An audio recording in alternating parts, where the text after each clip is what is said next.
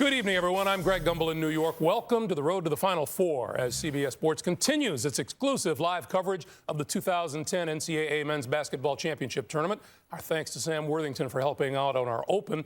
He stars in Warner Brothers Pictures' Clash of the Titans, which opens on April 2nd in theaters everywhere, also in 2D. Last night, after a few titanic clashes of their own, 4 teams advanced. Tonight, 4 more will do the same as we complete the Elite 8. And we begin this evening's regional semifinal doubleheader with number 6 Tennessee tangling with number 2 Ohio State. And then about 20 minutes after that game gets underway, we'll take some. Very interesting matchup. You look at Tennessee, one of the best defensive teams in the country, going up against Ohio State, one of the most efficient offensively. And that man right there, J.P. Prince, I think will have the task of trying to contain Evan Turner. He's averaging 16 points throughout the course of this tournament, but he does a great job of guarding 1 through 5. Evan Turner has struggled with turnovers, but he really performed admirably down the stretch against Georgia Tech. It's going to be critical that they keep him out the paint if they want to have a chance for the upset. And how about St. Mary's Baylor? Well, obviously the battle inside is going to determine this game. Welcome you to the city of St. Louis, quite literally. In the shadow of the arch on the banks of the Mississippi, Midwest Regional Semifinal, the Volunteers of Tennessee against the Ohio State Buckeyes. This is the first of 2 in our second game. Northern Iowa, conqueror of Kansas, will take on Michigan State. Winners will meet for a spot in the Final Four. That game scheduled for Sunday afternoon. Bruce Pearl, in his 5th season as the Tennessee head coach, and the 3rd Sweet 16 appearance in the last 4 seasons. Starting lineups on your left for Tennessee, it's Mays, Hobson, Prince, Wayne Chisholm, and Brian Williams. On your right, hitting crew, Mike Kitts, Brian Kersey, and Don Daly. And tonight's game is being brought to you in HD TV by LG. Life's Good. Vern Lundquist, Bill Raftery, and here we are. We're ready to go, Vern. Interesting to see the big concern with that Mata. Limit easy baskets off bad shots or turnovers. And conversely, how do you play maybe the player of the year in all polls, Evan Turner? His ability with the ball, runs the show, controls the pace. And you'll see Bruce Pearl with some gimmicks. We'll follow it as it unfolds, how they handle the ball screen. Well, we've got some uniform adjustments taking place. Tying up of the pants. It's a vitally important gesture. Well, that's how you advance in this field if you're properly attired. You know that. And J.P. Prince will jump center court. Underway. These two met in the Sweet 16 spot in San Antonio in 07. A memorable game, then won by Ohio State 85-84. And Vern Lundquist, Tad Mata, don't do this to me. A little 1-3-1 zone with some principles. And in tight to Williams. Into the corner, Hobson has it. They mix and match. They'll play this. They'll be at a 1-2-2, a lot of man. And the big thing is the middle, I think, is Lauderdale comes way out. That jumper is going to be short. Putback is too strong, but then Williams. Chisholm missed. Williams puts it the second time. A big baby can use that belly to bump people around. Use their power, something that they would like to do. All right, J.P. Prince opens on Evan Turner, man-to-man. Turner down low. Basket is good. That's inside the arc. One thing about this team, they got a bunch of guys who can make that shot. Buford, one of them. Of course, D-Blue, the concern is dribble, drive, and kick. Buford gets the opening basket for the Buckeyes. Now, this limits Mays' ability to penetrate. That's something that was a concern. Little jump stop off the glass, a little too much. And the rebound, Dallas Lauderdale. Now here's Lighty, lead for Buford for 3. Wow. Well, they've got a couple of guys that can rebound and push it up.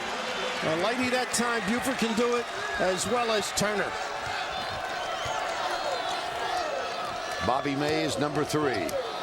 Has had a decent senior year. He's a little inconsistent. That one's short and off. There's an offensive board to Chisholm. Way too hard, yeah. The ability to get so solid for Ohio State. Now Bobby Mays picks up Evan Turner, a little full guard pressure this time. They're going to switch people on him. You see Hobson on him as well. Lighty has it now. He's the one guy that can get to the rim. Wow. Or take a mid-range jumper. Yeah, he just understands how to use that bounce. Buckeyes open 3 for 3 from the field. Should be able to get weak side rebounding with Lighty and Diebler down there. Nice. There's the. Nice oh, play. too far underneath. Oh, Buford with a beautiful rejection. Buford, little bump, no call. And forcing them left. That's something we want to do with Turner. Keep them going left. Jumper, Buford. This one not there, a little too strong. Bobby Mays will force the issue. Wow. Takes it all the way, rejected. A goaltend on Evan Turner. Wow, that looked pretty good, but what a blow by. That's the one thing Thad Matta wanted. Make sure you get back. And from this angle over here, and hit it. Yep, good call. Pretty good reaction defensively, though, wasn't it? Yes, it was. Wow. Brian Kersey right on top of it out here at half court. Now Tennessee's going to apply some full court pressure and a whistle. Oh, they got a nickel dimer under there. I think we did. A little small change early. It's on Pressure. And they don't do it as often. And a part of that, Bill, is attributable, I believe, to the absence of Tyler Smith. And they Hard got foul. Good call here. Yes. Prince just a little bit late. The reaction here, they force you to lob it, and you just see Prince just not closing it off soon enough. He should have taken a deeper angle, contained them, and Mays could have closed the deal.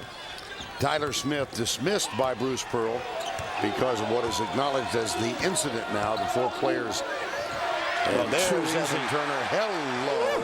Now they empty the backside, the blow by the 6-7 point distributor.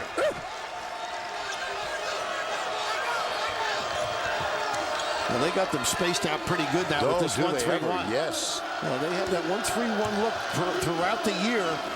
They've utilized the 3-2 as mentioned. Lighty down to the baseline. Nice There's steal. a pick off by Lighty. No numbers. Nice pass. How about that? Beautiful. Now that's the ability to bring it up the floor. You don't have to center it until a little bit late, and a great find. Buford has 7. Stephen Pearl is on the floor now for the Volunteers of Tennessee. Bruce Pearl's son knocked out of bounds. What a great start this is for Ohio State. On fire. On the floor now. Those are 2 of the 4 players involved in that incident back in January that led to the dismissal of Tyler Smith and the suspension of 3 players. You know, interestingly now on that jump shot, Bruce Pearl's concern was staying close, hanging in early as Tatum's able to knock the deep one out. At the beginning of the game, because of the lack of subs, nice penetration again. How about this start? Buford with 9 points. Trap, Pearl. Gets it, Buford's out on him, so is Turner. Yeah, Bruce, the dad, was saying stay close the first 4 or 5 minutes, and then the beginning of the second half becomes critical for them. Feels they can get into their bench, and stamina will prevail. Well, if you're Ohio State, big smile, 6 of 7 from the field. William Buford off to a great start, 4 of 5. Well, when you just worry about Evan Turner, you've got other people to concern yourself. Tennessee not getting out on the jump shot in the early offense, getting looks, going without the ball. Just terrific look, great understanding. They got so many people that can hurt you, and Turner always plays within the system. Stephen Pearl will inbound now. Well, there's some question. St. Mary's and Baylor coming up. Those of you expecting to watch the start of that game, the tip is at 7:27 Eastern. We'll get you out there as soon as we can. And a quick timeout because of the trap. You got to be alert. Tit for tat. Tennessee's always good at that, and now Ohio State is well. Welcome to my new. Vern, it's tough to be the coach's son. You see Stephen Pearl taking the ball out of bounds. Both teams do a great job pressuring on the inbounds pass. Thad Matta was concerned about the beautiful out-of-bounds plays that Tennessee runs. You can just see here, here's the little trap. And, of course, once they went to the huddle, Stephen may have been chastised a little bit, as we saw in Providence last week. Yes. Just get it in deep is what the dad probably wanted. Here's Goins, number 21. Junior college transfer out of California. Tatum. Scotty Hobson. Deeper. Oh, they called it offense. A little ward off, huh? Second foul there. And a reminder, those of you expecting to see, Josh Bone is on the floor. number 24.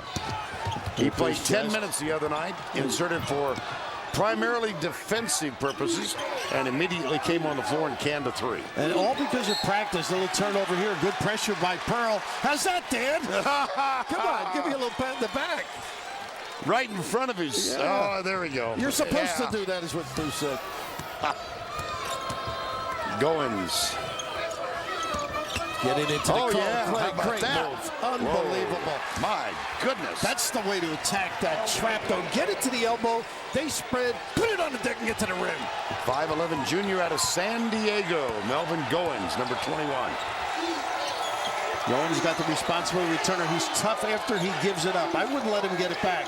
And they're trying to get him to go left. Now Pearl's guarding him, and he does go left. And he still scores. Not quite, but Lauderdale's fouled by Stephen Pearl. Just the understanding of where to go once you get the ball is key here. Getting into the teeth of it, you can just see the zone separates the blow-by and in the back. And nobody at home. Drift into the wing. Lauderdale at the line. This is not a strength of his game. He's 42% for the season. Now 35 of 85. He does so many things well. Yes. But he never shoots to choose for sides in the pickup game. Really struggles from that free throw line. Yeah, he sure does. A good rebounder, great screenner, runs out. That big wide body, blocks shots. I mean, he just is a solid player. Front rim. Rebound, Brian Williams. Here's Goins, number 21. Piers inside for Chisholm is being fronted by Lighty. It's funny, I just saw Josh Bone blowing on his hands. He's trying to warm up over there. And he ends up getting that deep jumper. Entry pass, Chisholm. Double, kick in the corner, pump fake. Bone. No look pass. Little floater in the lane. No, but there's Chisholm's to clean it up, and he'll go to the line. Well, they got the wide bodies both on the elbows of the defense. Masters Live streams exclusive video of Amen Corner Live. Wayne Chisholm at the line. He's been a rock for this team this year. Unbelievable. Whatever they need, he picks it up. The threes, we've seen him convert from deep. Largest amount of threes of any postman in the history of UT. But the big thing is they want to pound it into both of them, and the 1-3-1 has kept them in abeyance a little bit. 1 of 2 gets tripped at the line. Here's Turner. Now they've got Goins on him. Looks to keep the dribble alive, spins in the lane. Ah, look at Goins. Great pressure. Turner with a little shove and no call. Lighty on the floor. Williams with the help defense. Out to Diebler, spot up 3. That's his specialty, and a foul on Lighty in the backcourt. Whoa, he says. Me? And Vern, what a great job staying home on Diebler, who can fill it up with great range. That's something that was concerning Tennessee. And he dribble, drive, and kick. And Lighty not really happy with that one. I'm innocent. David Lighty missed almost all of last year with a broken foot. And we'll take a seat on the bench now as Jeremy Simmons comes on. Lighty picks up his second foul. Jeremy can fill it up. He's an instant offense type. Doesn't get a whole lot of time with this lineup. Goins last week in Providence had a very effective game against Ohio University. Here's the straight man now. Nice pin down. Tatum. And a foul.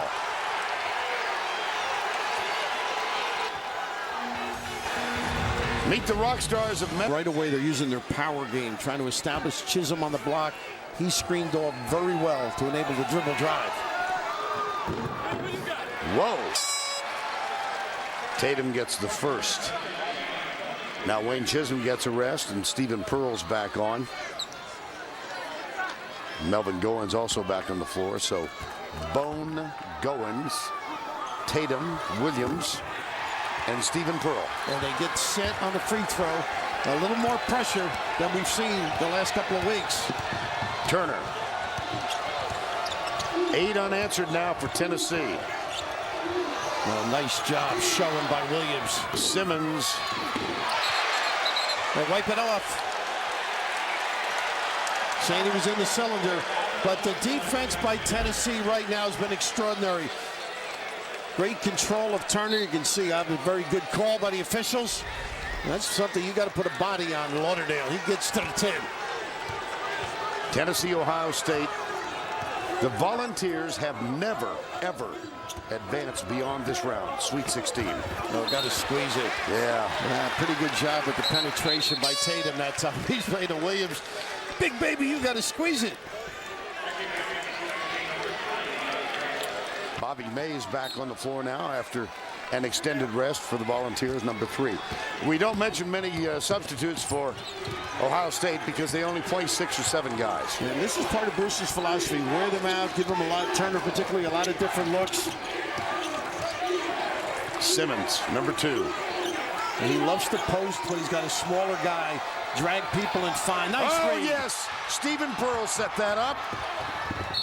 And one, Cameron Tatum. Pearl with a great defensive effort. And his father applauded it as well. A really solid preparation to make it tough. Turner keeps the dribble alive. They run the double. That causes the soft pass. What a terrific read. And the run out ensues. Great preparation.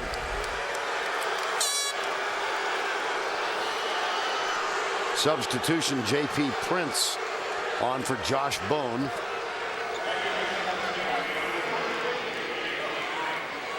Thad Matta having a little discussion. Brian Kersey. Tatum, one shot. Got it. You notice when the coaches are polite, the referees do listen. A lot of us should have thought of that years ago. Yeah. How about this Tennessee run? 15-13. There's a little box set and the confusion. A step and go. And Turner with the read. Not the right one.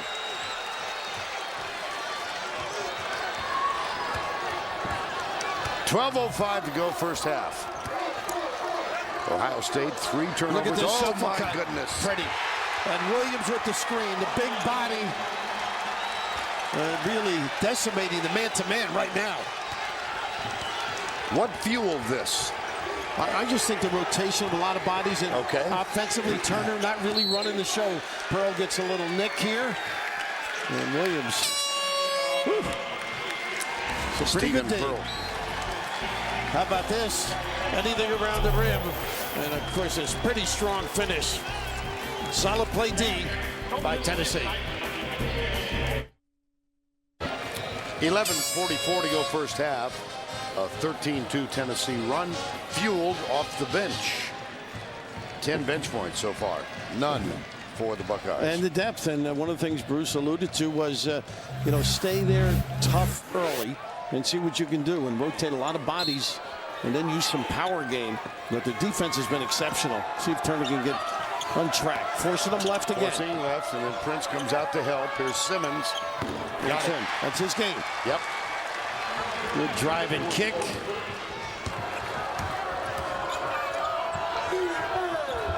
And so Ohio State within 1, 17-16. Bobby May is guarded by Turner. It's amazing to see Tennessee. Used to be totally flex offense, something Tom Davis did at Iowa. Nice open side.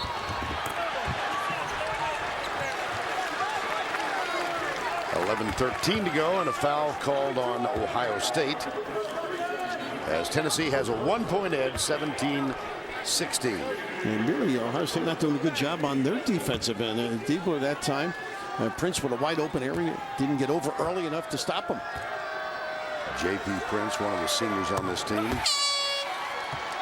Stephen Pearl will get a rest, and now Kenny Hall as Bruce Pearl continues to run relatively fresh bodies onto the floor. And taking advantage, too, of any inside ability. You got to get some points around the rim if you're Ohio State. 1 of 2. Here's Turner. Gives it up early when he has to. Buford, little bump. Touch last by Ohio State.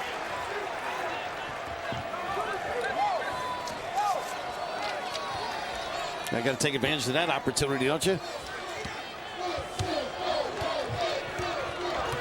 11 to go. Opening half. Ohio State with a quick start and then a 13-2 run.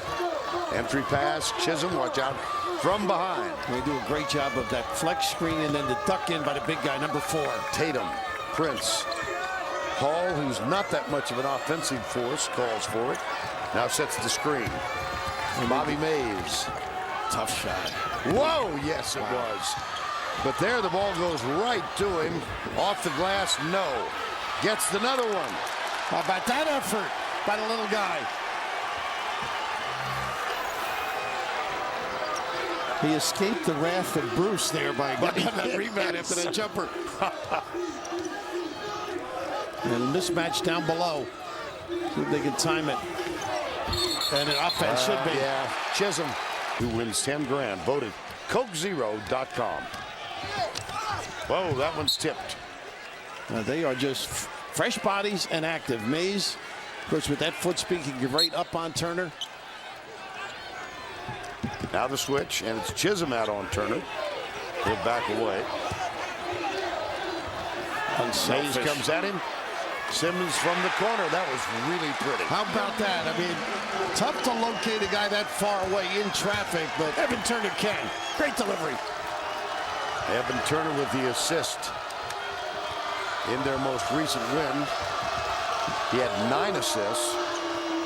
Wow, how about that? There's Chisholm. We talked about that, Bill, that he's got that uncanny ability. A moment ago, he was banging down in the box. Right. I mean, he just drags the big away, which opens up driving opportunities as well. Turner. Well, not a good one here by Mays, huh? Just understands where everybody where is the defender? Lauderdale, a little nervous, needs a life preserver that far from the rim. Substitutions now. Kyle Madsen is on, and I believe, yes, he'll replace Lauderdale, number 15 for 52. Evan Turner at the line. He had 24 points in the win over Georgia Tech to get them into the round of 16. 9 rebounds, 9 assists, and check this. Here's the anomaly. 9 turnovers. He tries to make plays, no questions about it. Look at that one. That 9 does jump out, but he's got the ball in his hand quite often. A very high percentage of the time, but I think the teammates would enjoy that because he does give it up. 20 to go, first half.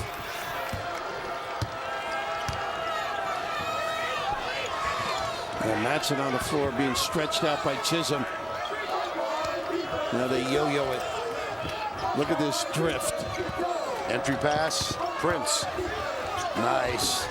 A little too strong. There's another offensive board. Kenny Hall is underneath, and it will be Tennessee ball. Well, they are using their size, aren't they? Influence the type of play, being very physical around the rim. You got to match it if you're the Buckeyes. Chisholm will inbound. What was it? Thad Matta was expressing his admiration for the way these guys inbound the ball. And great out-of-bounds plays. And look at this, just a little open opportunity by not a good play getting around the screen on Chisholm. Turner with the ball. Madsen, here's Diebler. Whips it inside to Buford. Diebler for 3.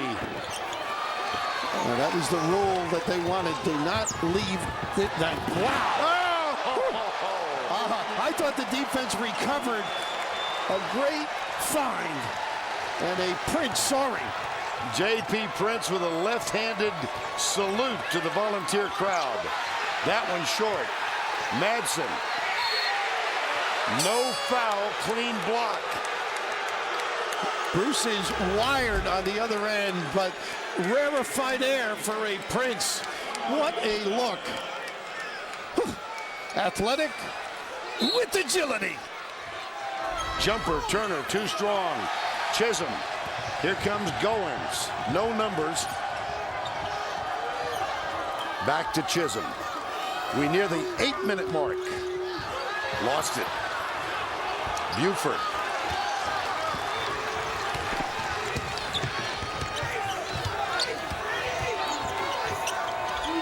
So they are rotating people on Turner. Goins this time, they had hops in the last trip. Yep. Now Turner in the post. Nice hesitation. Buford, no. Foul on Tennessee. timeout.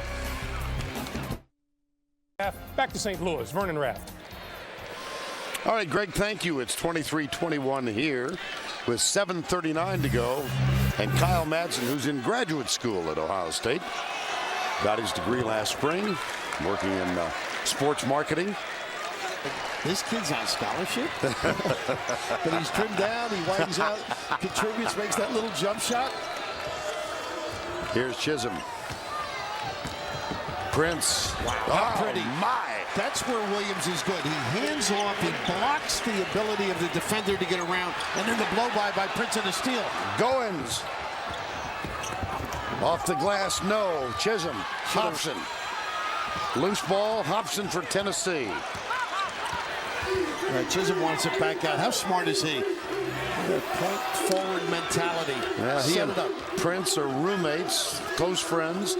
Sometimes evidence to the contrary. We saw them last week get into a little verbal jousting on the floor. That's like any good marriage. Hobson, no. Buford for Ohio State. Now deeper as Madsen hustles down. That's where he's improved, I think, with the bounce. He can put it. Look at this range. He was closely guarded, though. Bruce Pearl saying, do not leave DeBoer. Any penetration, stay on him. At home, he shoots 47 from deep, and away 48. And this is the dome, a little bit different. DeBoer's 0 for 3 in this game. Look at Chisholm close. He knows. Yeah. He paid attention to the scouting report. There's the Mismatch. pass inside, the mismatch. Goins, nice. He How about finds the little touch? Yes. Three assists, even though he's struggling. And Madsen able to convert. Evan Turner's only 1 of 5 from the field, but he's got 3 assists in the game now. 2 turnovers. Nice lead pass. Oh!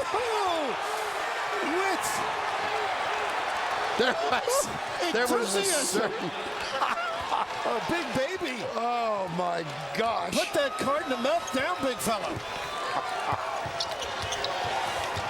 Turner back outside. Buford had 9 points in the first 6 minutes.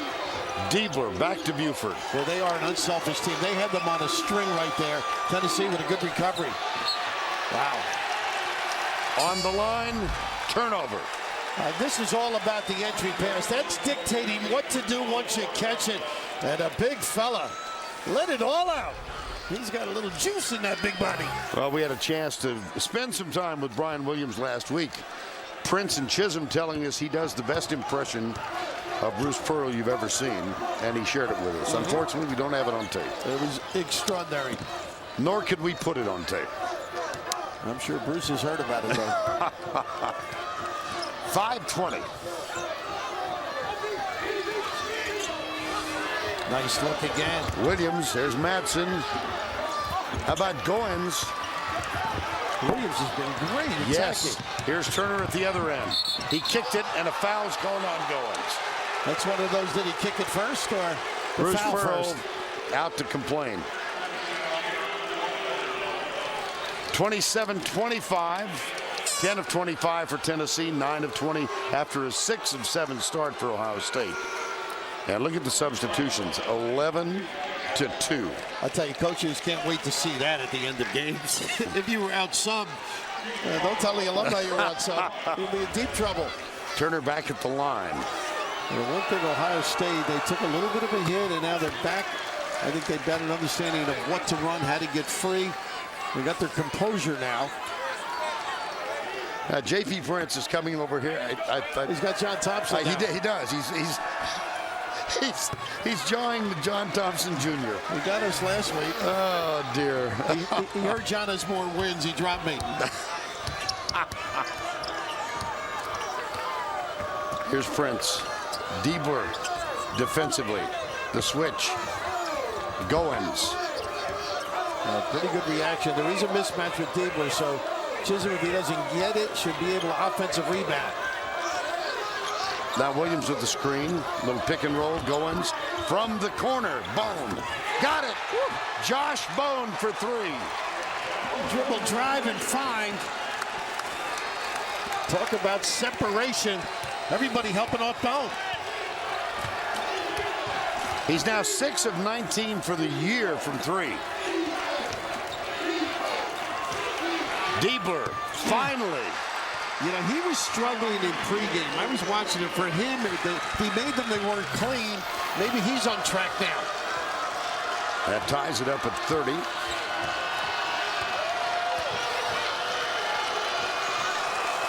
Goins looks back at his coach, Bruce Pearl. And one thing about that model, they became a pretty good man-to-man team this year. They used to play a lot more zone. Oh, my goodness. How about that discard? Diebler gave ground. Well, Prince with a strong delivery baseline. Chisholm and Prince both interacting with the Tennessee crowd now. Prince has 7. Once again, great help by Williams. Jumper. That's his game right there. You beauty. can't let him get inside the circle. Here's Goins. They'll force the issue. Now come back outside. Prince. Oh, no. Nice pump. Oh, how about the fine bone again from the three-point land? Nope. Now Buford uses the screen from Dallas Lauderdale for a 3. And a great point, too, Vern. His defense hid behind the big guy. Pretty good pace to this. Yeah, sure. Going back and forth. Prince. Well, you got to get him going. So you got to take the left hand away from him. He can put it down right, but not as adequately. J.P. Prince, who's out of Memphis, started his career at Arizona, transferred seriously ill in an induced coma because of an infection off of a wisdom tooth a few years ago. In the lane, hell ball, possession arrow, Ohio State. J.P. Prince, Mr. Referee. Well, force him this way, I said. Going to his right with a plum. Tough. All right, Greg, thank you. 1 point Ohio State lead. We've got 2:18 to go before the break. Here's Turner. Beautiful entry pass. How about that? Lauderdale. Yeah, it did look like it, didn't it? I think Judd Heathcote said at the time, his range is a dunk and closer. But he is effective with that left hand around the rim. Goins. Cameron Tatum is on the floor. Stephen Pearl's back out there as Bruce Pearl continues to use his bench. Tatum for 3. And once again, the handoff by Williams. He's a good passer. And defensively, Tennessee, by my count, has had 5 different people on Turner, showing a lot of different looks, size-wise, speed-wise, length-wise. Now the idea to keep him going left, he does, and he's open no. Pearl can't hang on. Lauderdale's got it. Jumper. Simmons for 3. That's his game. Stepping into it. Anything on that offensive rebound, it is dangerous for the D. Significant to point out, we haven't mentioned this now, David Lighty has been on the bench from the 13:43-minute mark until now. He is Ohio State's best defender. Time called Tennessee.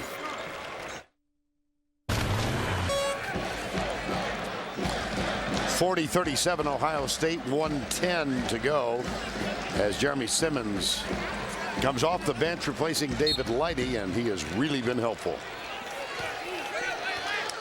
70 seconds to go before the halftime break. Back and forth battle. A little 1-3-1 again. They started the game with this. The danger is the offensive rebounding. Of course, the corner jumper can prevail. Mays, Chisholm, Lauderdale out on him, and now J.P. Prince, who's had a very effective first half. When Lauderdale comes up high, it opens up things inside. They're both out of bounds. Yes. It's going to go Ohio State. Coming up on AT&T at the half, Greg Gumbel, a Naismith watch update. That's all coming up on AT&T at the half. They've handled the ball screen beautifully all game. Williams has been a major factor. Here he strings it out and recovers. Buford had 9 points in the early going. They find Turner again. Jumper over Williams inside the three-point line. That's for two. I think he is really extraordinary, that 18-foot jumper, Bern. 5-point margin. Remember that Ohio State got off to a great start. Tennessee 13-2 run. How about that screen? Whoa, Bobby Mays. Well, the big guy, that's why you eat sirloin to lay the wood on people. And he did, Williams. Oh, my goodness. That's the end of the half. 42-39. We'll send you to Greg Gumbel with AT&T at the half after this message and a word from your local station. Hi, everyone. Welcome once again to our studios here in New York for AT&T at the half. It is a 42-39 Ohio State lead over Tennessee. Greg Gumbel along with Greg Anthony, Seth Davis. This is the first half where you could say you were impressed by both teams. Yeah, both teams played exceptionally well, especially for Tennessee. They attacked the offensive glass 11 there in the first half to keep them in it. But the efficiency offensively of Ohio State, 55% shooting, is really why they're in the lead. I think Tennessee has to feel pretty good about where they are, especially physically, how they match up against Ohio State. Remember, this is a team that beat Kentucky and Kansas during the course of the season.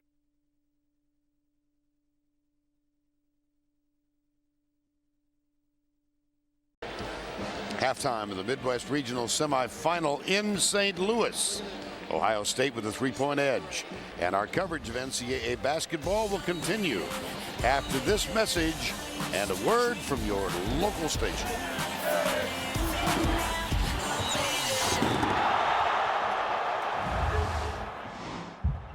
CBS Sports exclusive college basketball coverage is sponsored by The Hartford. Beautiful nighttime view of the city on the banks of the Mississippi. St. Louis, Missouri, halftime 42-39. Here's the in-game box score, powered by CBS College Sports Network. Cable's home for the NCAA tournament. Well, sir, impressions first half. Well, automatic offense, right? Evan Turner just a little off his game, but finding people with 4 assists, turned it over a few times. But the ability to make deep shots off penetration or the ability to find people that Evan Turner possesses. Well, Turner was held in check. He had 10 points, but still a good defensive job. And he had other players to... In high school, and you can see why. And Lady back with those 2 personal fouls set quite a bit. Evan Turner. Many folks player of the year candidate, already so chosen by the United States Basketball Writers Association.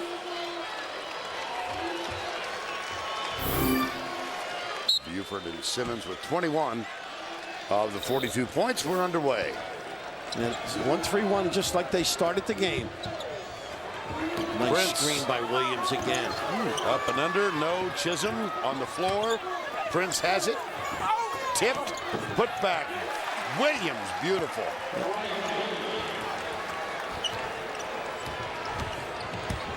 First basket of the second half goes to Tennessee, Brian Williams, and it's a 1-point game. Here's David Lighty. Played only 6 minutes in the first half. He picked up 2 quick fouls. And earlier they doubled. This time nobody helps, and that's a mismatch with Mays and Turner. Turner down in the post. And it's a lead of 3, Ohio State. They jumped out to a quick early lead, 6 of 7 from the field to open the game. Tennessee came back with a 13-2 run to grab the margin, and then it was back and forth through the remainder of the first half. Brian Williams. Oh, wow. And number 3. That's 3 on Lighty. And Prince a little slow getting up, but he's smiling. I think there's a smile there. He gets a kick out of playing basketball. And Williams sort of maybe helped Lighty here with that derriere of his, a little advanced motion by the big fella. There it is. Arm extended, got away with one. Back outside, Bobby Mays, number 3. Turner defending. Back to Prince. Alley-oop, no, too strong. And once again, that ball screen should be burned. And Lady, the one guy I think they can really put it on the deck. Don't give him space. Buford. Buford had 12 points in the first half. And has it go deep. Chisholm. Nice. Beautiful feed. Yes. Vern, that's wide open. Lauderdale is up by the top of the key. They can either slip a guy behind him or use the bounce. I don't think he can cover that area.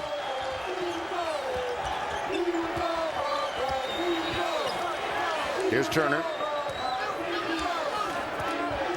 Look at Mays overplaying. Jumper. 2 more.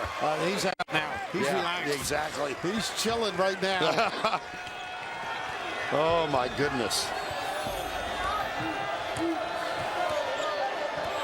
See how high Lauderdale is now? They can. There's the pinch post, turn and go. Chisholm throws it right to Buford. Mays is back defending, and so Buford backs it out. From the corner, Diebler. No. Brian Williams for Tennessee. Well, you want to give him that clean a look. Mays, 4-3. No, way off the mark. And a collision For there, he took the hit from Williams. I don't think I'd like to get hit by the big guy. So Ohio State becoming more efficient on the offensive end. up by 3. Evan Turner has now hit his last 4 shots. This is when I think he's dangerous, when he doesn't have it. Jumper. 2 more. Just like that. Boy, you hide behind. And Bruce looking around at the assistants. Hey, this isn't working right now. Got a talented performer that's loose. The only thing I can think of, Vern, is when he does give it up, do not let him get it back as best you can. Or force him to catch it deeper on the floor.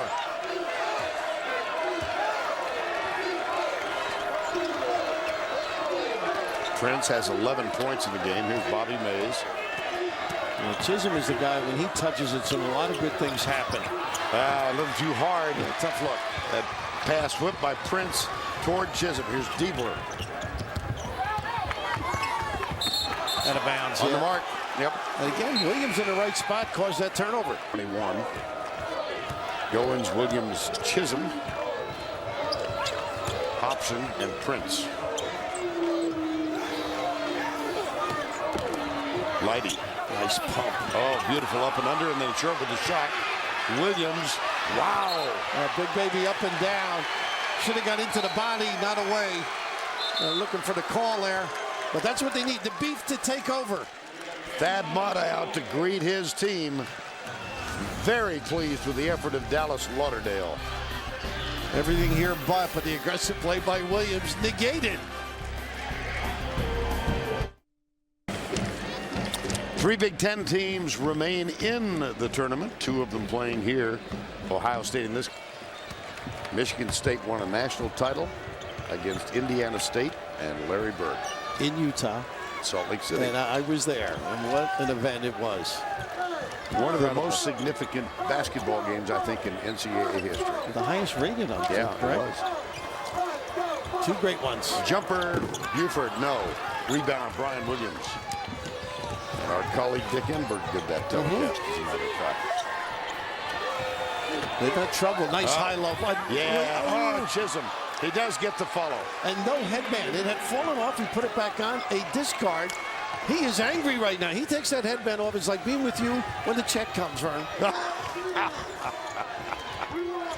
He's something, this kid. He really has enthusiasm, doesn't he? Lighty, short. Well, look at Williams and Lauderdale teeing up. And Lauderdale, the hit. What a great entry pass and sticking to it. Chisholm really plays in and out, can control, and that's the spunk and spirit you love. He's got a little pearl in him. No headband. This is the 2nd time in a week we've seen this. He lost it last week in Providence, and there was a discard. Here's Diebler. Switch. Hobson's on him now. Back to Turner. Now that's the danger, I think. The 2nd time he gets his hands on it. Look at this drop. He is tough in that lane. I just love that drop step spin. And he just holds on enough that the bigger guy can't get a piece of it. And Bruce wants a palm on that turn and carry.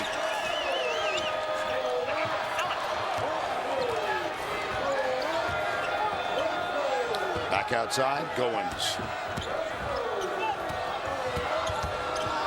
Hobson, Chisholm, nice. Pretty. Whoa! He's got great body control, great feel. He knows how important this is, and he's stepping up a little bit. Chastising his guys to let's get going on the D. Here's Evan Turner. He started this game 1 of 5 with 5 different defenders guarding him.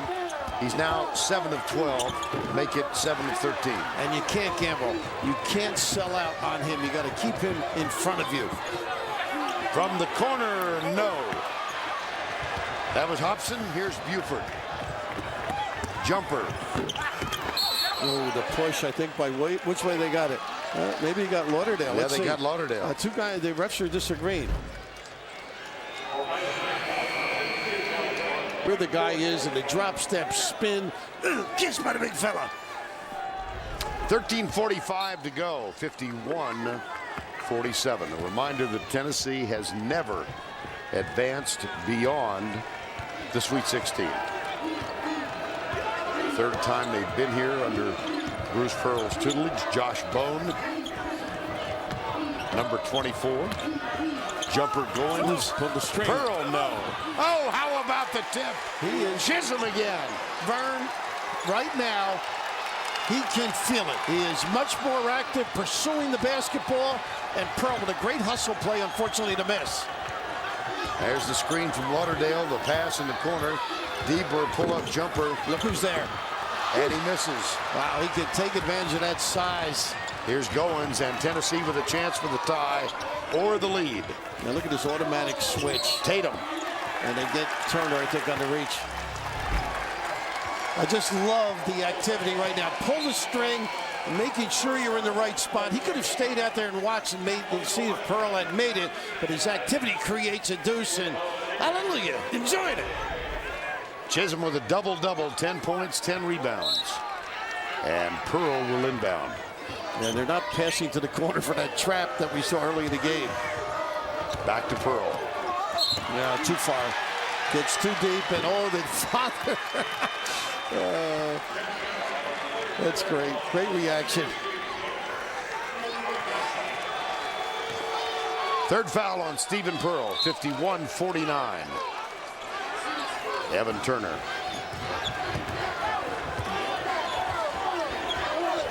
These runouts, trying to make him go left. They're tough to handle. Matson came a little bit late. Lighty, no. Bone with a rebound. Here's Bobby Mays. Cameron Tatum.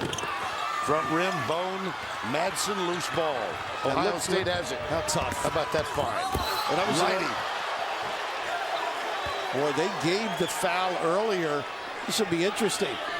And a little push. They're going to give him 2 shots, but Evan gives it up. And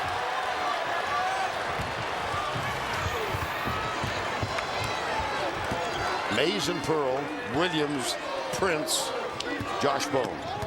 5 on the floor for Tennessee. Prince can be creative with this group on the floor. Is that shuffle cut they like to run? Pearl. Bobby Mays. 12 minutes to go in the ball game.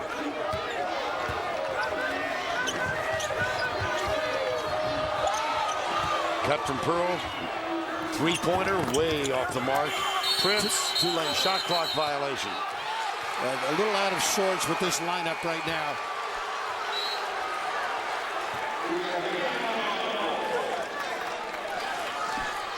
$11:49 remaining. 2-point game. You like this, guys? Not too bad. Evan Turner. Exclusive college basketball coverage is sponsored by Fidelity Investments.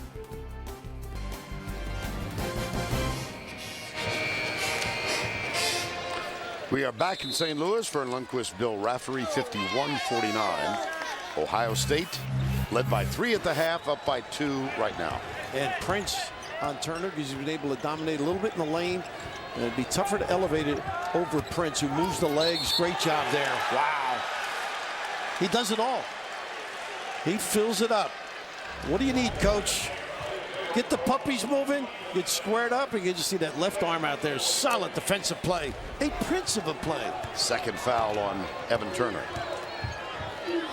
Pearl still on the floor. Kyle Madsen's on for Ohio State. Oh, give it up. Bone to Mays. Prince. William Buford gets called. That's his first. Puts a lot of pressure on you, Prince, with that dribble. Chisholm comes into the game as a little bit of an offensive-minded team. They got power. Excuse me, but Bill. Only the 15th foul and only 3 on Tennessee so far. Williams dish. Nope.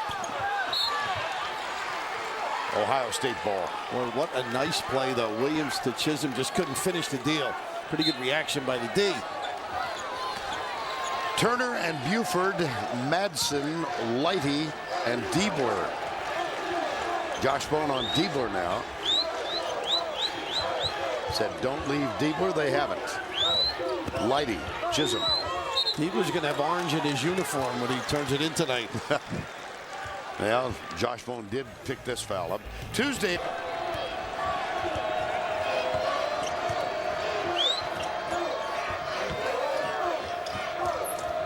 Buford. Nice, and that Madsen should have been going to the rim.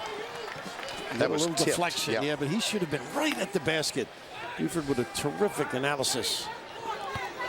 Thad Model, 6th year. One of the amazing factors of his 10-year coaching career. There's Prince, and it's retained by Evan Turner. Well, look at this. Diebler, oh dear. Nope, it's not his night. Not so far. Yeah, that's right. It's his, though. Yes. It always is. 4-point margin, 10:30 to go in the ballgame. Extending that little 1-3-1 a little bit, may open up the floor. Mays. That's the danger. You try a little wrinkle. That's when you turn to your assistant coach and say, why did you recommend that? That's why the 3 of them on the bench, you can spread the blame around. They have more suits now than I own myself. From behind, Turner gets it back. Chisholm with a steal jumper, yes. That's his shot. Wow. Again, you don't gamble on his dribble ability. Keep him in front of you. He started 1 of 5. He's got 24 points now. I'm thinking they need something like Greg Anthony to guard him. He could really rag a guy and keep him out there. Nice cut, a little deep. Williams too strong. Foul. It appears they got Kyle Madsen on this one. And a nice delivery, too, from deep by Prince. Brian Williams, he had 2 significant free throws in their win over San Diego State. Was breathing very heavily the next day because he said, it's not the strongest thing I do. Shoot free throws. Oh, I thought you were saying stay in shape. A charming guy, though. Great sense of humor. 1 of 2. Trimmed himself down, got a little bit quicker. Yeah. Pretty good reaction.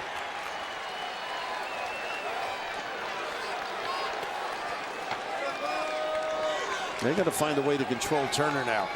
Prince might be the answer, but you need a collaborative effort.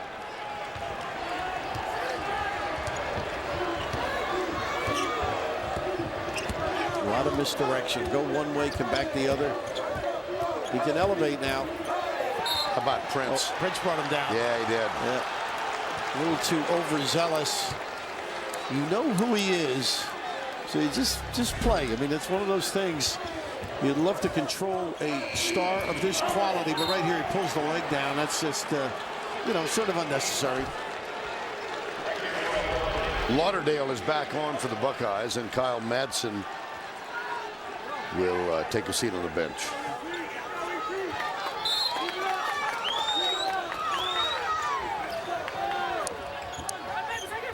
In the corner, Lighty. Buford. A little upset with the call. Oh, dear. Well, you know, they're gambling just a little too much, Tennessee, giving opportunities that wouldn't necessarily be available. Trying to steal passes, step in with the spin. And right here, Prince thought he was in great shape, a little frustrated on that particular call. And he was set up early.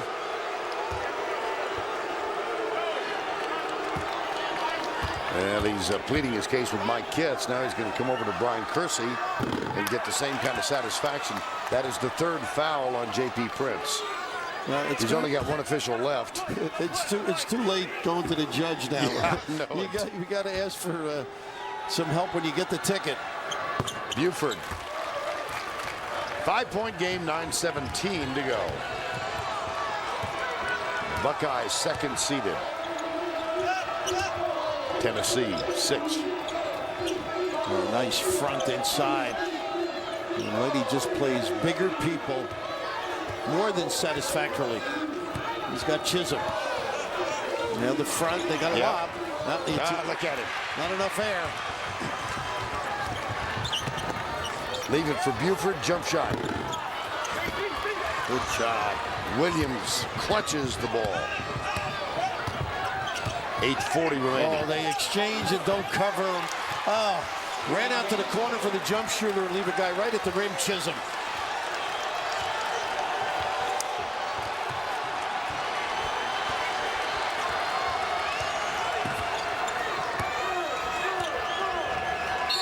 Now they got the down screen. Lauderdale got away with one, maybe outside. He may be as big as Dallas. It's easy to detect. Right here, just look at this. This run out opens up. Buford should have stayed at home until somebody covered. And Mays, and you saw Mays in probably one of his best games, that Kansas game. Yeah, they upset Kansas. That was right after, as we've said, the incident involving the 4 players. 6 scholarship players, 3 walk-ons, and Bobby Mays outplayed Sharon Collins in that game. 6 assists, 7 rebounds. Yep. A little double. Somebody's got to go opposite. There's Chisholm. Wow. Turner Gamble. They got what they want. They got some mismatches using the power game. Chisholm with 14. Tennessee trails Ohio State by 1. Again, the sellout. Lighty tips it. Hobson got it. For Cameron, it's Hobson. They got the charge. Let's see which way. Yep, they let my kids take over. Wow. Tell you, I don't understand why you want to steal the ball from Turner. Keep him in front. I mean, he's going to get these clean looks. He's going to put you away. Pack the suitcase if you do it. All right, Greg, thank you. And here it's a 57-56 ball game. Buford, the pressure applied for one of the few times. And here's Buford from Diebler. There we go. Lighty. And what a screen by Lauderdale. He just held up the attempt to defend. Unbelievable. The little things that kid does leads to that goal. Lighty again is fronting. Oh, my gosh, Chisholm. Basket and a foul. And Chisholm did a discard, as you would call it, on Lighty. Lighty was 4 feet away from him. Oh, my gracious. Boy, did that open it up for Scotty with some hops in his game. And there you go, Vern. You got it. A little bit of a discard. It's a physical game. Right now trying to get those big people involved, the wide bodies of Tennessee.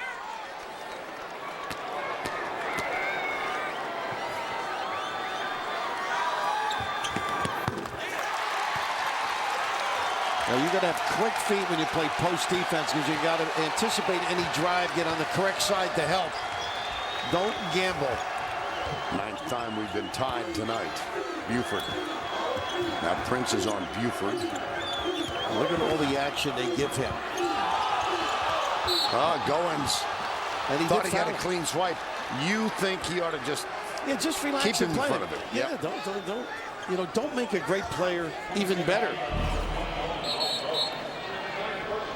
Well, 59 all, field goal percentage, about even. Offensive rebounds, huge edge for Tennessee, but they haven't been able to finish. They had a warning for Bruce Pearl at the line. Evan Turner, 5 of 5 from the free throw line. Well, he's got one of those great attitudes. Just a good teammate, always under control, understated. Suffered a fractured bone in his back on December 5th. Was out for 4 weeks. He missed 6 games, during which time Ohio State went 3-3. including 2 losses to begin Big Ten play. They got off to a 1-3 start in Big Ten play, came back and finished 14-4. Well, lost to Wisconsin and Michigan out of the gate. And what a turnaround that Mata does it year in and year out. Hobson. Good pass. Prince, yes. And one. And a foul is called. Well, the playmaking ability of Big Baby is extraordinary. He just feels the D, anticipates, and then the complimentary dive by Prince. Terrific opportunity basket. Here's the big fella, takes the peek over the shoulder. Prince at the line. He's only a 62% free throw shooter for the year.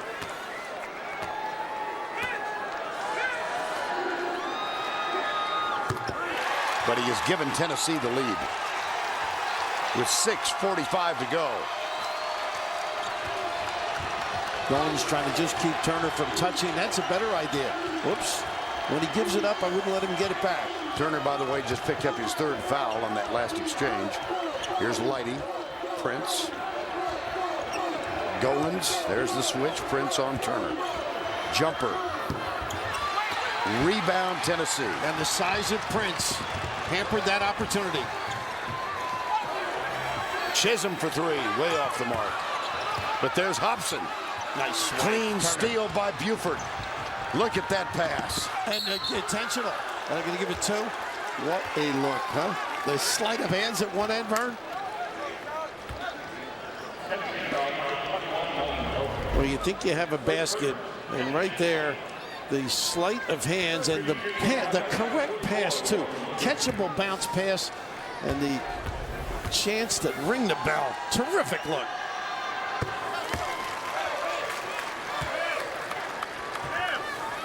They don't look tired, by the way, Ohio State. They play a lot of minutes. 4 guys who average 34 minutes plus. Well, they don't hang out with you at night. That's why they're fresh. You should. Now, here we are. Good evening, everybody. It's Pot and Kettle. And once again, the 1-3-1. Turn up the steam. Good Chisholm. Lord. Oh, yes. Crawled up and off the backboard and in. Prince is tough. Just makes plays for this team. 5:45 to go.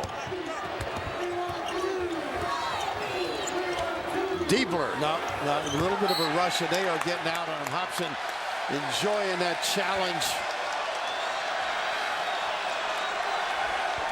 Turner is something, though. Always within himself. John Diebler now 1 of 8 in the ball game. And the Volunteers, who have never advanced to the Elite 8 in the history of the program. Ooh, dangerous pass. Prince. Hobson. On the floor. Goins. No. Williams. Man got away with one. A little Tavern League discard. Buford. Hobson with the rebound. Prince had leaked out. Yeah. He does that beautifully.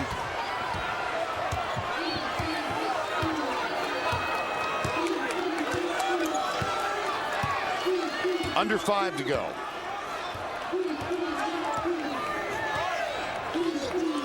This match inside, if they can take advantage.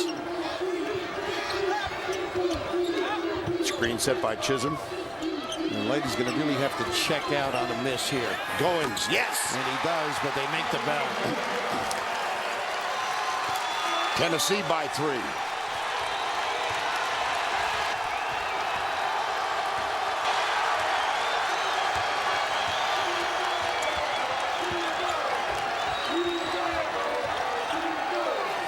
Prince advantage here. They don't have to double. He's got size. Lighty, Chisholm flies at him, in and out. Rebound Williams.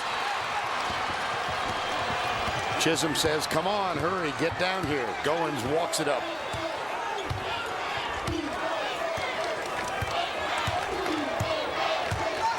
Four minutes to go. See if they can get their high-low going. There's the shuffle. Ball screen. Prince. What a look. Chisholm. 2 more. Timeout, Ohio State.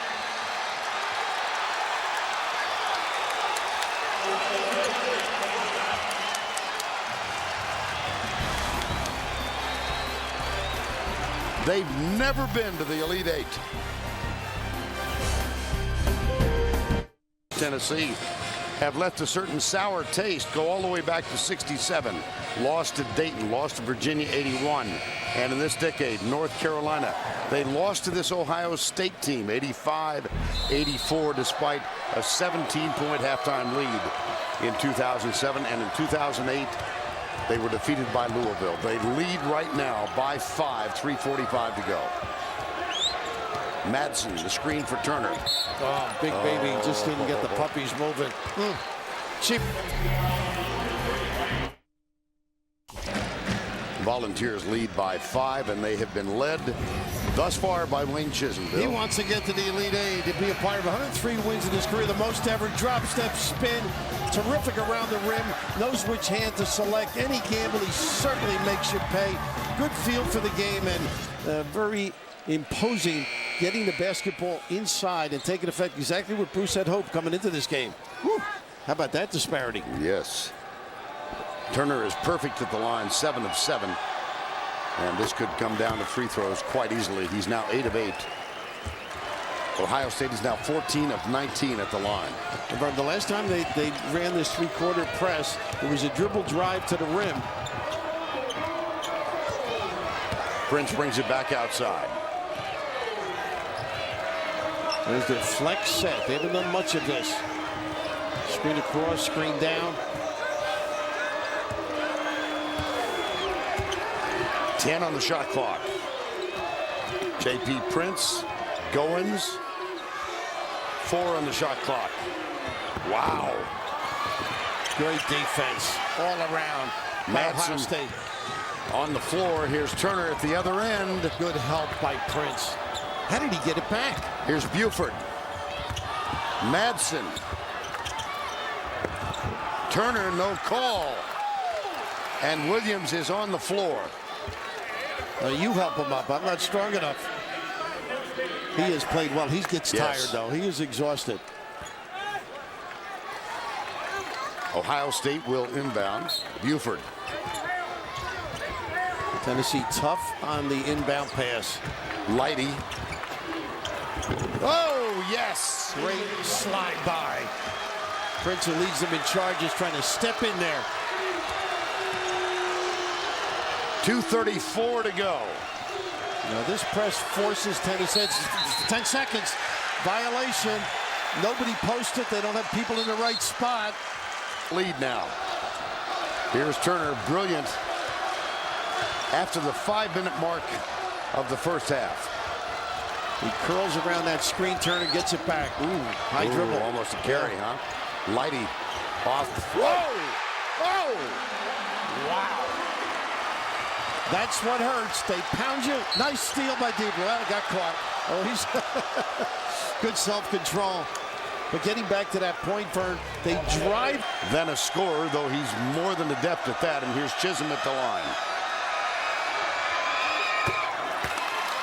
Now, you mentioned Lighty. Think of the fatigue factor for him. He's always playing a bigger guy. In this case, Chisholm most of the game. Physically taxing and demanding.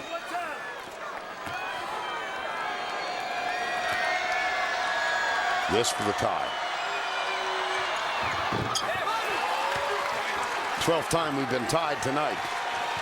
Ohio State, Tennessee with 2:05 to go.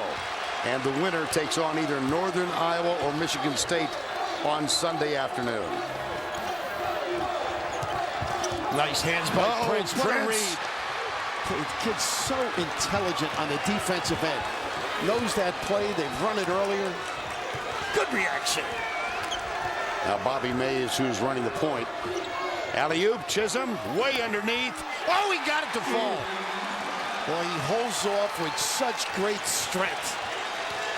What a feel. Chisholm with 22, the Volunteers with a 2-point edge. And 1:27 to go. Turner. Stolen. Bobby Mays. Got to bring it out. And he does.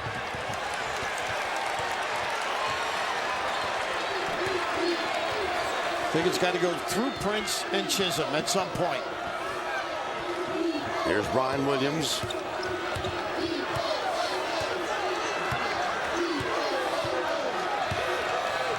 1 minute to go, 10 on the shot clock.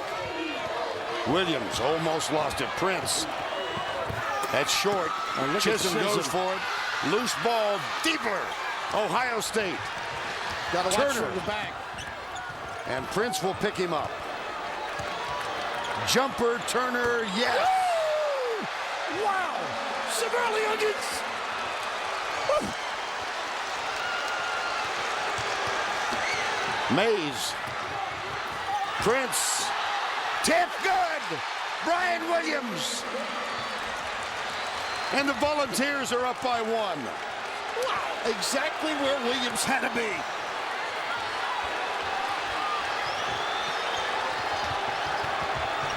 .20 seconds. Here's Turner again. Short. Madsen rebound taken by Mays. Just didn't get the ball out far enough for Turner.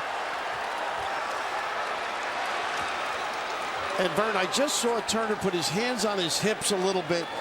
Such a demanding game. And right here, using the bump just to scrape and nylon from Williams, tipping it in with just being in the right spot. The big paw that refreshes. And right at the end of this one now, Madsen does a great job, but just doesn't have enough oomph to get it out. And of course, to give away intelligently. Over the course of this season, Bobby Mays, who's at the line shooting 2, has connected on 82%. He'll have a chance to think about his trip to the free throw line as Ohio State calls time. Bobby Mays of Tennessee is going to be at the line shooting 2. And the Volunteers up by 1 with 12.9 remaining. And Vern, now let's assume he makes 2. And what do you do defensively? We saw last night, if you don't give the foul and let the official know, you don't want to foul him as he is shooting. Now, I think it will be a 3-point situation. One more. Let them bring it up, get in their set, and I would foul. Put a little pressure, don't let them speed dribble by you. And foul after they get over half court. And I'm going to discuss that on the sideline right now. Boy, was Bobby Mays cool. Timeout, Tennessee. They're invading. Volunteers trying to get to the Elite Eight. First time ever. Ohio State, of course, in the championship game 2007. And have put together a wonderful season. And now it comes down perhaps to a final possession and a chance for a tie. What do you do? I wouldn't let Turner catch the basketball. I let somebody else dribble it, and then I think Bruce will give the foul once they get over half court. J.P. Prince is going to guard Turner. This kid is so long, it's tough to enter. Leidy's going to have to help him. Now they bring Madsen up to use a bump. That's a tough spot to bring the ball in. Buford will bring it in. Here's Turner. Prince. Oh, they 6 can to leave go. him. Turner. No. Tipped. Loose ball. Turner. Blocked. Cleanly blocked. Volunteers have broken through.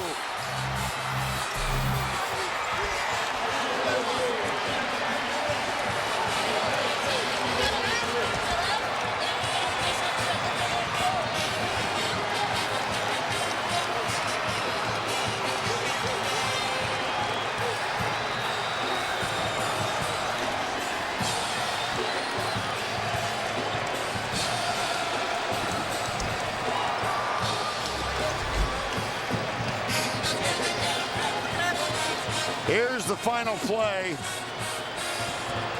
Not going to call a foul on that one. J.P. Prince with the block on the desperation shot of Evan Turner. And Tennessee, on its 6th visit to the Sweet 16, will make its first trip to the Elite Eight.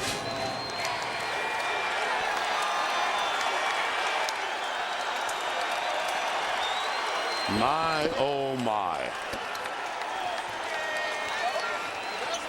So many heroes for this Volunteer squad. None bigger than the roommates, J.P. Prince and Wayne Chisholm. Volunteers win at 76-73. They move into the Elite Eight. They will take on either Northern Iowa or Michigan State on Sunday afternoon. We'll go back to our New York studios. Greg Gumbel and the gang after these messages.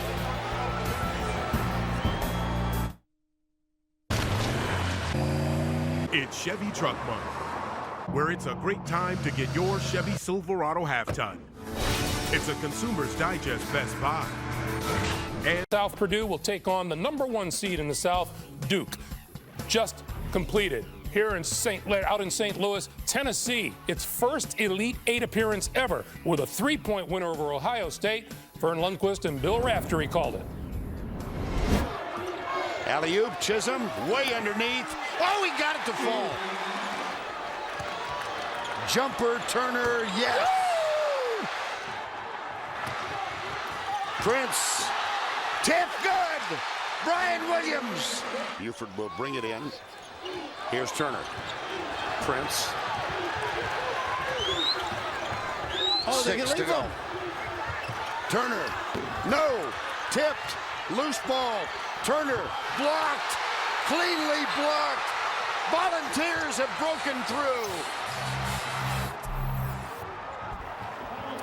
And that's how it wound down, 76-73, Tennessee a winner, along with Greg Anthony and Seth Davis. We watched this game as it progressed, and we thought Ohio State had it, and suddenly they didn't. They really did, and it came down to Tennessee's ability to dominate the paint. 50 to 22 points in the paint, and also the offensive glass. 20 offensive rebounds, 40 to 29 overall. Great job by Wayne Chisholm, and also Brian Williams, who chipped in with 9 points and 12 rebounds. Well, Chisholm had 18 of his 22 points in the second half, and they held Ohio State to 33% shooting in the second half. So Tennessee's defense and the rebounding really was the difference. Evan Turner took 23 shots in this game. That's not his game. He's not a high-volume shooter. And I just want to point out, we always criticize the refs when they get it wrong. That was a great no call on that last three-point attempt by Turner. A lot of refs maybe would have anticipated a foul and blown the whistle. They did a good job to let him play. Absolutely clean block. Shortly after the game, Bill Raftery had a conversation with the winning coach, Bruce Pearl, and one of his star volunteer players.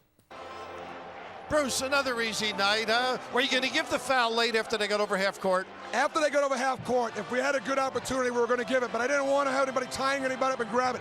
Thought we made a nice play on that switch on the handoff, and boy, Turner got a little bit of a look, but it wasn't very good. I thought Ohio State was really fatigued at the end, Bill. You thought the substituting would have its impact. I thought it did. I told our team, it's our team versus their 6, and it's our bench. And Coach Matt had talked about the fact that our guys wanted to play 40. I said, no, do you not want Brian Williams out there, or do you not want Cameron Tatum out there? Our team decided we were better 10 than their 6. I know you're good with numbers. Is 8 better than 16? 8's better than 16. We've now taken these guys. This guy right here has taken Tennessee to a place they've never been before. And now we're going to see if we can, live every kid's dream, get to the Final Four. Congratulations. Thanks. I'll talk to your boss. Thanks, Bill. Anyway, your pal, Prince, was just unbelievable. Talk a little bit about his play. His play was elevated. He came out, said we're not going home, and he played his game today. How about the physical play? Do you think it had its impact? No, we had something more physical than that before. So our bigs in the inside and our guards did a great job of being physical. And your partner back there, Williams, does a great job passing and finding you. He did a terrific job in that area. He's a good passer, and I'm glad I got that big body down there behind me. You've had the most wins in the history of the school. I believe it's 104 now. How about the Elite Eight? Does that sound good to you? It sounds real good, and we're living it up right now. Congratulations, Wayne. Thank you. 22 points, 11 rebounds for Wayne Chisholm. And as we saw this game develop, any team that gets this far, you have to take them seriously. But you can't take this Tennessee team lightly, not off of what we saw tonight. Well, Tennessee's a very talented team. A lot of times what's gotten them in trouble is the fact that they get a little sporadic with their shot selection. I thought they were far more efficient in that area tonight. But defensively, what they did is they limited John Diebler, David Lighty, William Buford. They didn't let them impact the game, and they forced Evan Turner to beat them by himself. And tonight, he couldn't get it done. Well, they played to the strengths, and obviously Bruce Pearl trying to use the strength of his bench. And I'm just thinking about where this program was in early January. They had a very embarrassing embarrassing incident where 4 of their players were involved in an arrest. They lost Tyler Smith, who was arguably their best player. For them to be at a point where this program has never been, with all the great players who have come through Knoxville now, 1 game away from the Final Four, is such a testament to those guys sticking together through adversity. And Tennessee will await the winner of Michigan State and Northern Iowa on Saturday. That will be for a trip to the Final Four. We will have more here on CBS after this word from your local station.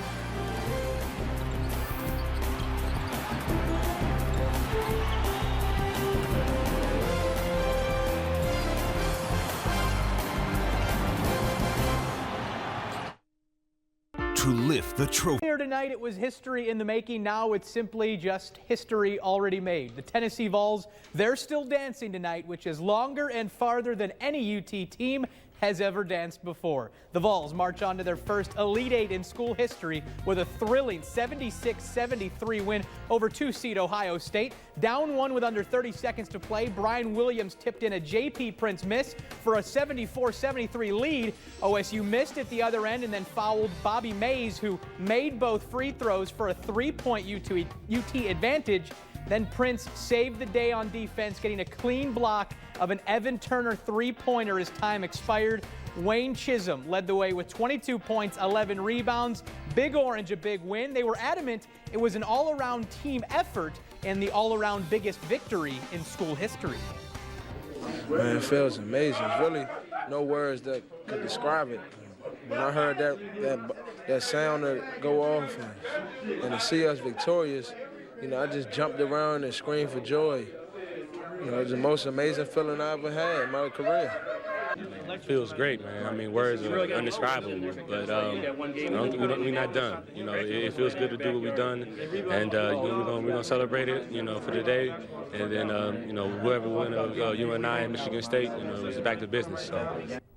They didn't go to St. Louis to win 1, they went to win 2, and as Cameron Tatum said, they'll celebrate tonight while watching this late game. They get the winner of Northern Iowa and Michigan State, right now tied at.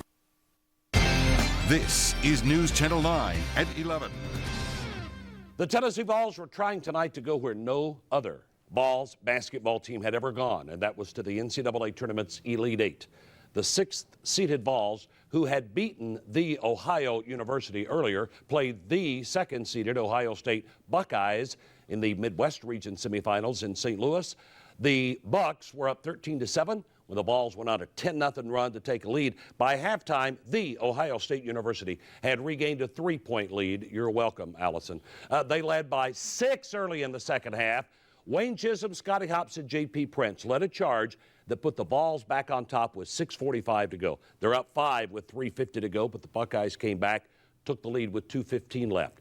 Brian Williams, big tip-in with 30 seconds left, put the Vols up by a point. A pair of Bobby Mays free throws with 12 seconds left.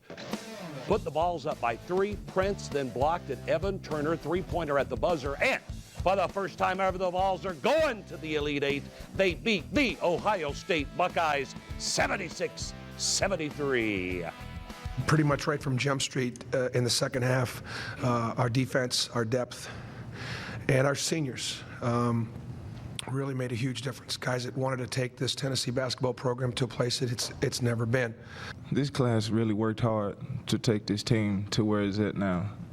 After all the adversity we had to face, all the dismissals we had, all the stuff we actually went through, this team actually stayed together through everything. And the way we stayed together tonight, that means this team is as strong like a family. And what it's going to leave at Tennessee, it's going to be, it's great. And this team is going to continue to do great things for Tennessee and try our best to get somewhere we've never been again. Or before. The Vols will play the winner of the Michigan State Northern Iowa game in the Midwest Region Finals Sunday afternoon. Right now, the Spartans lead by 4. They're in the second half. In the South region. So already, please turn your cell phones off or to vibrate. Thank you very much for your cooperation. The victorious Volunteers are with us. We're going to have Coach Bruce Pearl open up with a statement on the game, and we'll go to questions for the 3 student athletes of Tennessee. Bruce, please. Well, we talked about our team versus their top 6 or 7 guys, and there is a good tendency to try to shorten your bench as you get into tournament play. And Ohio State has played great basketball. They've played with great chemistry, and they were a great champion of the Big Ten. In this intensity of this game, I thought fatigue was a factor in the second half. I thought we didn't do a very good job defensively in the first half, but they played great, and they made shots. But pretty much right from Jump Street in the second half, our defense, our depth, and our seniors really made a huge difference. Guys that wanted to take this Tennessee basketball program to a place that it's never been. I thought the second thing was physically, our advantage was on the inside. We got the ball inside to Wayne and JP and Brian. They converted beautifully.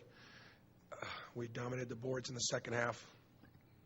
And I guess the only last couple things with Bobby making those last couple free throws and JP making 2 or 3 crucial stops on Turner late in the game, putting him in position to demonstrate that he truly is one of the best players in the country that nobody really knows about.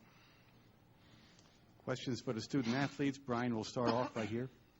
JP, on bang-bang plays like that last second one at the end of the game, you never know what a referee's going to do. So how comfortable or confident or scared were you with how the referee might see that last play? Didn't really think about it. You got to make the block. You got to contest the shot. I mean, I knew he was going to flail. That's going to happen anytime at the end of the game. But I had a clean block at it and just use my length and had to make a play. No, because I knew he's gonna have to earn it if you're gonna make that shot. After I saw Wayne, we got the switch. They didn't give him that call, so he's gonna have to make it. So just want to contest the shot and make it as tough as possible on him. Mike Griffith from the Knoxville News Sentinel. Wayne, can you just talk about the second half? You seemed even more inspired than the first half, getting to the rim. What the difference was for you? The difference in the second half was I started to put the ball higher off the glass. First half, I was putting it up soft and come up short every time. So I had to adjust the way I shot the ball in the second half, and I did a great job of finishing. You sure did. Over here on the right. Lou Friedman from Basketball Times Online. For JP, we've seen so many games that come down to the last few seconds in this tournament, and you know they're going to have the ball and they're going to have a chance. Is there anything going through your mind about, I hope this doesn't end on a fluke play, I hope they don't hit one, or anything like that? Because it's been over and over again, we've seen that these last couple of weeks. No, because Coach Pearl did a great job preparing us. He told us that this game's going to come all the way to the end, and that's with all the hard work in the summer and preparation. He did a great job preparing us, and we never let up no matter what the score was. We knew we had to fight all the way to the end. We knew they weren't going to give up, and he told us it's not over yet. This is for all three of the athletes. How would you describe the feeling when that horn sounded? JP, start please, and we'll go from left to right. I'm just proud of my teammates and proud of the whole university. We fought hard. We've been through a lot of adversity, and I think we've done a great job actually deserving victory. We've worked hard, and it was an overall team effort. We knew our team could compete with anybody. We playing as a team, and we've just done a great job with that. But we're excited, but we know it's not over. We still have another game to play, so you can't just, we'll enjoy it tonight, but tomorrow we'll be right back, and it'll be all business from that point on. I have one more answer. Wayne, go ahead. Blessed. Feel blessed. Go ahead, Bobby, get a shot at that. Yeah, it felt great. Just all the hard work that you put in to see it kind of pay off. And previously, last season, we lost so many close games that came down to the wire. And this year, we've done a better job of winning those close games. And so to come down and to see JP get that block on the last shot, it was just like a relief. Bob Baptist, Columbus Dispatch. For either JP or Bobby, what was the key to your defense in the second half, pretty much keeping them on the perimeter? I think it had a lot to do with a lot of their missed shots. They didn't get a lot of clean looks. Well, we knew in the first half they were hot, and I think we kind of tried to run with them a little bit, and we kind of got away from our identity for a second. We kind of forgot who we were. And I think the second half, especially at halftime, Coach came in and, he wasn't happy. They were shooting 56%, which was it's just unacceptable. And I think we buckled down and got back to our identity in Tennessee basketball, and that's playing great half-court defense. And we did a great job. It was great communication. You know, the bigs did a great job of helping the guards out. They really have to be commended because with those ball screens, they're the ones that are key to slowing them down and letting the guards recover. On the right, gentlemen. Pat Forty from ESPN.com. JP, you looked exhausted out there at the end of the game. How tired were you, and I guess where did you find the energy for the last minute or two? I was tired. I just knew. I said on offense, I said they'll take care of it, but I just said I'll just save it all for defense, and that's all I did. I wasn't going to let them catch the ball. I was going to make it as tough as possible. I knew that last 10 minutes I was going to make him work no matter what. I know nobody wanted it more than I did.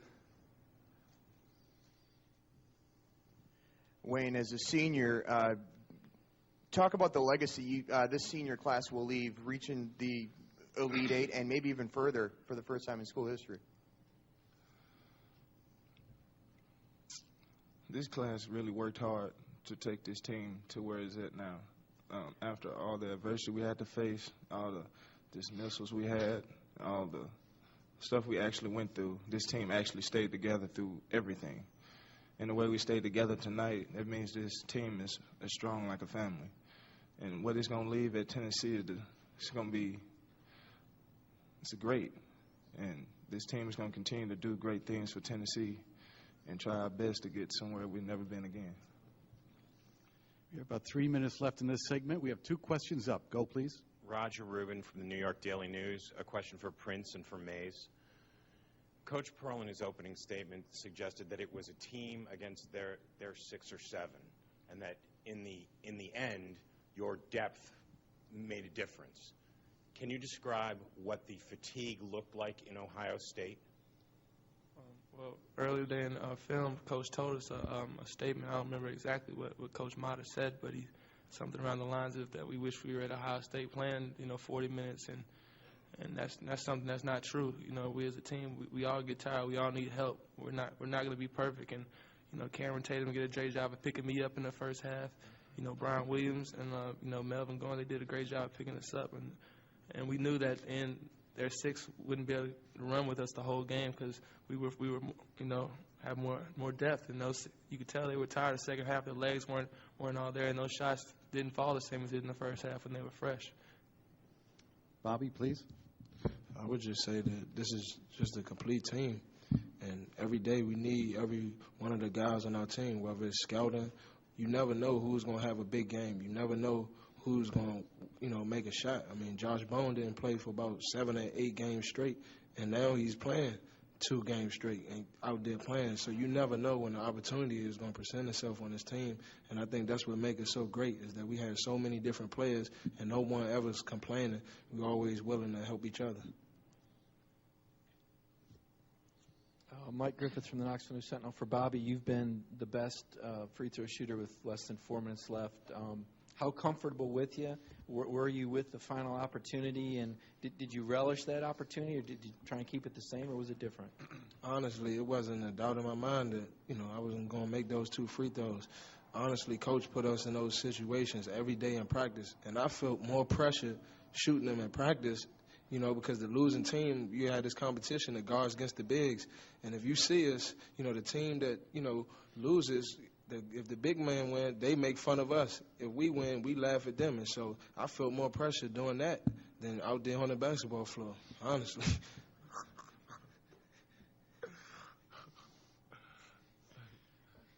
Anything else for the student athletes of Tennessee? All right, gentlemen, thank you very much. Congratulations. We'll dismiss you and stay with Coach Pearl for a while longer. We're going to take 1, 2, and 3 right over there. Brian, go ahead, please. Yeah, Bruce, how about you on that last second play? How nervous or concerned or worried were you what the referee was going to see? Well, you had three of the top guys in the business out there. You get to this level, they're great. The biggest thing was putting JP on Turner, and I substituted Brian Williams to put another guard in there on Bone, and I wanted Wayne, and I thought that they would try to do some kind of a ball screen with their 5-man where they would put him on a big, but Wayne's a guy that can move his feet, so when JP and Wayne were in that situation. Two of my best defensive players were in that situation.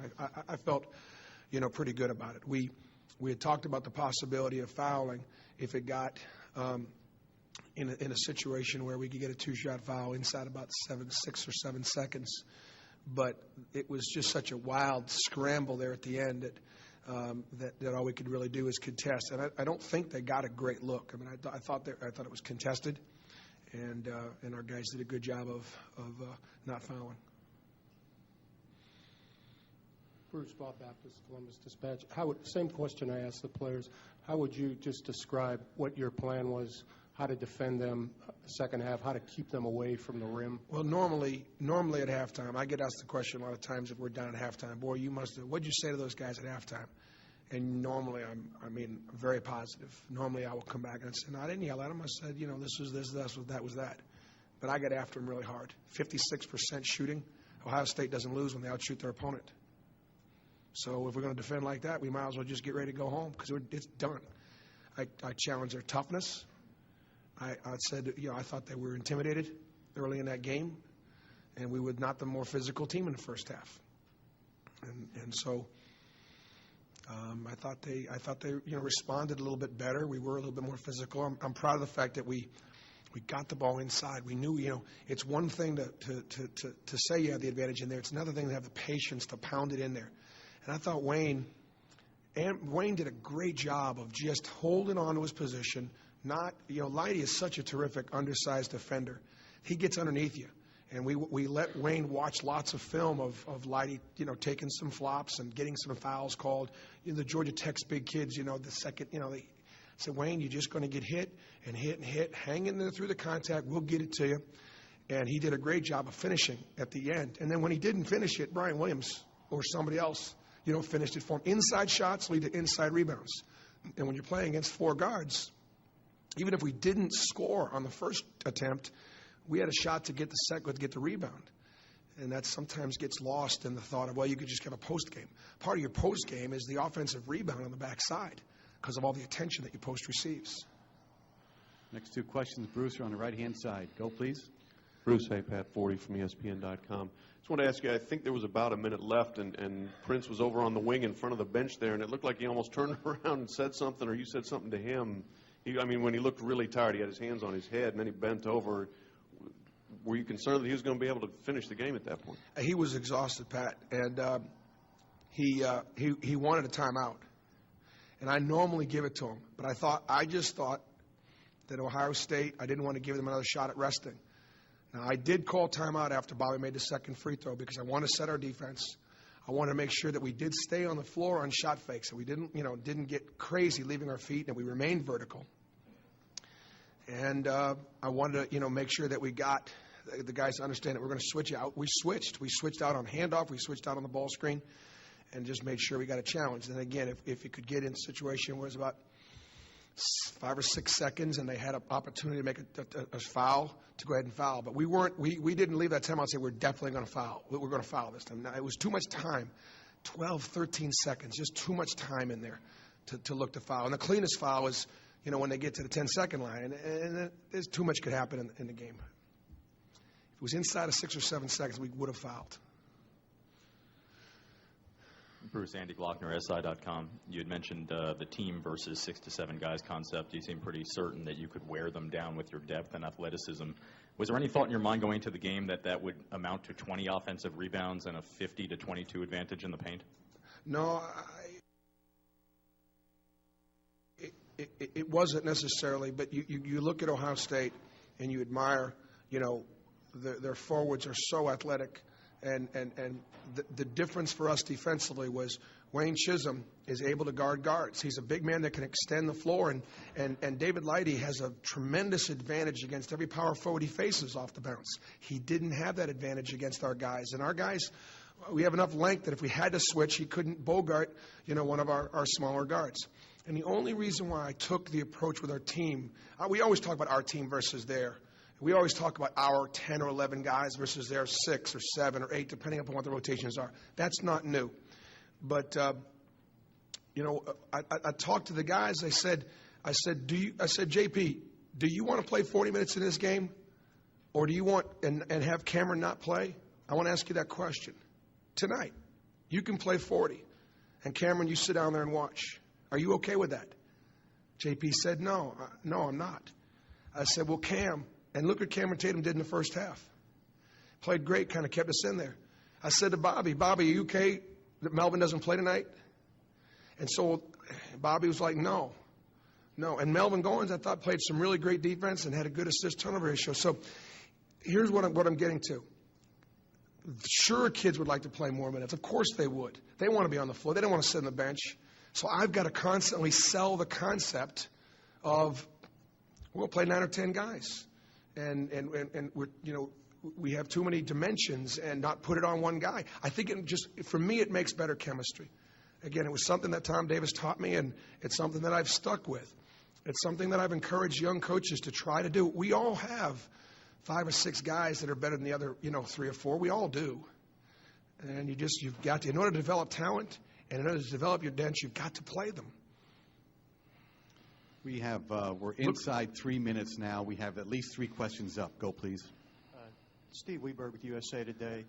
You have a pretty short turnaround, but are you able to savor what you finally got, the point you've finally gotten to, the point that this team has finally gotten to? Both of you all have been knocking on this door for quite a while. Steve, absolutely not. We really aren't. I thought the guys had a measured response. I want the kids to be happy and celebrate. Coaches got to work tonight. I'm big on not reflecting in season. This is no time to reflect. This is time to prepare for our next game. And I am happy. I'm proud. I'm proud to tears. I can't even begin to tell you how happy I am. But we got work to do now, and we got to prepare for a game. And we'll reflect when the season's over.